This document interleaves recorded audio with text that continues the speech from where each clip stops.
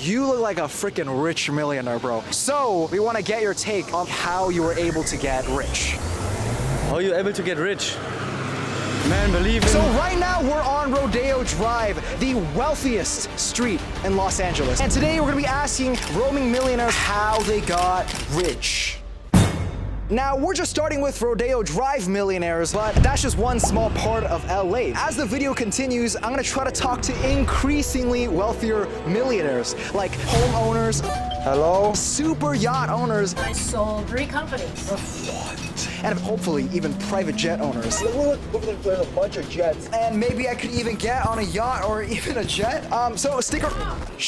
My bad, thank you. So stick around for all that. Hey, excuse me, actually, you guys look like wealthy as hell.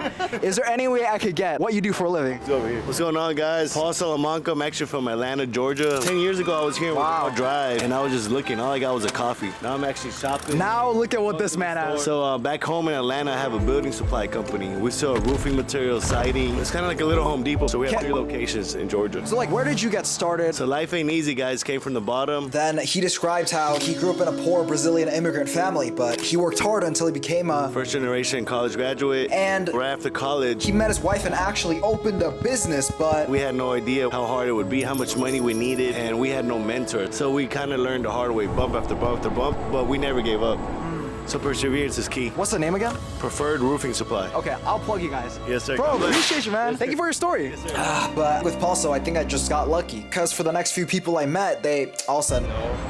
Until I met this group of rich-looking guys. They all dressed nice, but all of them said that they just had regular jobs until the most humbly dressed guy said, For me, I have 4 buildings. 4 buildings? Yeah, so I like take where? rent, Dubai. I have 4 buildings and 5 houses. So you're the richest guy? Yeah. And you look the most humble? Yeah, see? Interesting. Oh, good to meet you guys. See ya. But I asked more people after this guy, but they were relatively boring. So instead, I just decided to move on to the houses. And as I was driving, I was reminded of why I was actually doing this. Now, over the past few years, I've been trying to become rich through entrepreneurship, especially these past few months where I've tried dropshipping and SMA and actually made videos about them, which are linked down below and you can watch after this one. But anyway, after trying to become rich, I've had some decent success with it. But recently, I feel like I'm mindlessly working for just meaningless money. So today, I want to ask these millionaire entrepreneurs how they got rich. Because if trying to become rich feels this purposeless, nah, I don't think I'm gonna be trying for much longer. But anyway, we tried like multiple rich neighborhoods, but they all said no, so I think I'm gonna just head over to the yachts because I think that's better content for you guys. And low-key, like, I was pretty scared moving up to the yachts because of all the rejections from the homes. And on top of that, I was trying to get on a yacht, so the nerves were high. But on the first try, by some ungodly luck. Excuse me, sir? Do you own this yacht? I do. We wanted to know, what did you do to get such a nice yacht? And is there any way we could hop on? Go on, absolutely. Really? Awesome, man. First try. Sir, what is your name? My name is Drew Porter. What's your name, by the way? Mike. Mike, nice to meet you. I'm Tim. Oh yeah, and by the way, a lot of the yacht owners just kind of say the same thing, so I'm gonna interweave their conversations together. But anyway, what's your name? I'm Tim. I'm Tim. Are you serious? My name's Tim. Get out of town. Well, I'm chicken probably the smells first great. and only Risa you've ever met. Risa, nice to meet you. Then, you know, I had to ask them about how they're able to get rich. Personal training, coaching swimming is what I specialize in. I actually started a company that taught software development. We pioneered chemistry to go into concrete and waterproofs. I sold 3 companies. What were they? All manufacturing. Then Risa talked about why she became an entrepreneur even in the first place. What got me into all of it was not so much that I knew what I wanted to crazy. do. It was that I knew exactly what I did not want to do. Then I asked about their younger years. I was very independent and very young, and I Right. knew I didn't want to be stuck somewhere having someone tell me what to do. I knew what I did not want. I was an athlete growing up and exercise science. That's what I studied in college. So my college career, I got kicked out 6 times. What? But I talked my way back in 6 times. My QPA was 2.01. I got through by the skin of my teeth.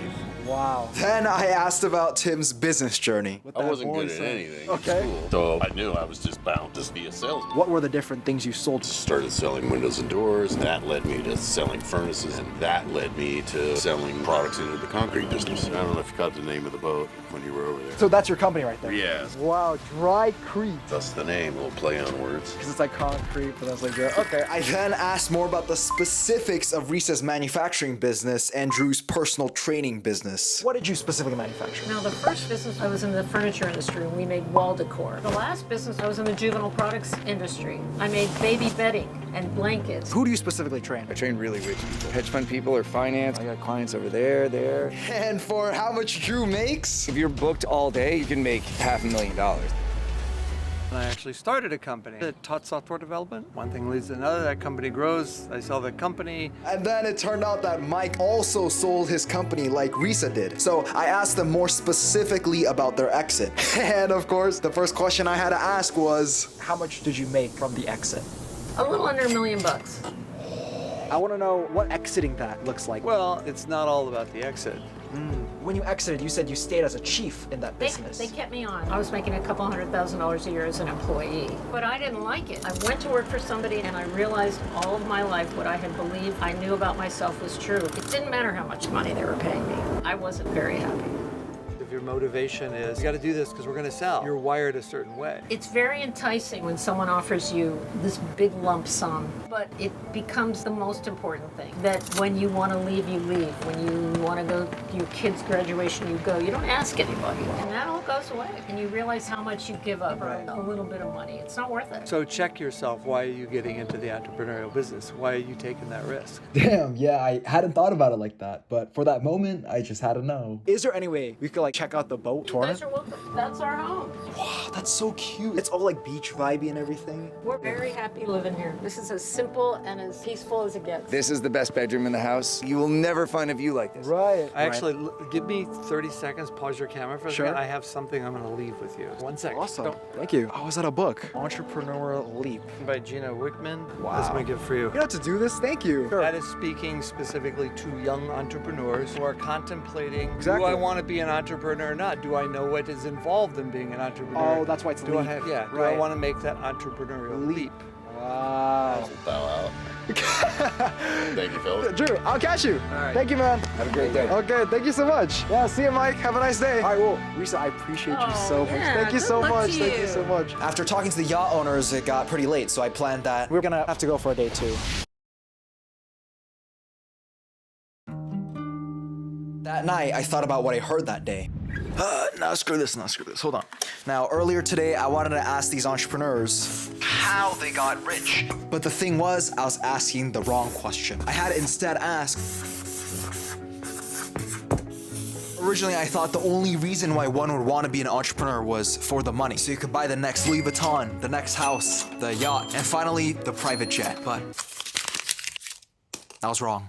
Today, as I asked entrepreneurs who had those things, instead of seeing people who were working for money, I saw other reasons they became rich. Like Paulso, who wanted to support his family, or Drew, who loved sports, or Risa, who just wanted freedom. It was only after hearing their stories that I realized that I felt like trying to become rich feels this purposeless, because I was only just working for money. Instead, now I see that in order to keep it sustainable, in order to actually get rich, I need to first find out why I want to get rich in the first place. Then the wealth follows naturally. And the next day, I drove to the airport. But before I tell you guys what happened there, After realizing that night my new need for a reason, I thought about it more and I think I found it. Originally with this channel, I was trying to show the different hustles that I'm trying, but the hustles I was trying were just for the reason of making money. The videos I made on the hustles was where I found a lot more joy, where I felt like I had real purpose. But to make YouTube my main thing, I need to make my content less about me trying hustles and more about broader business topics. So just wanted to say that for those wondering where my channel is headed. But anyway, the next day I talked to jet owners, but they all said no. Okay. But that didn't matter because I'd already answered my question.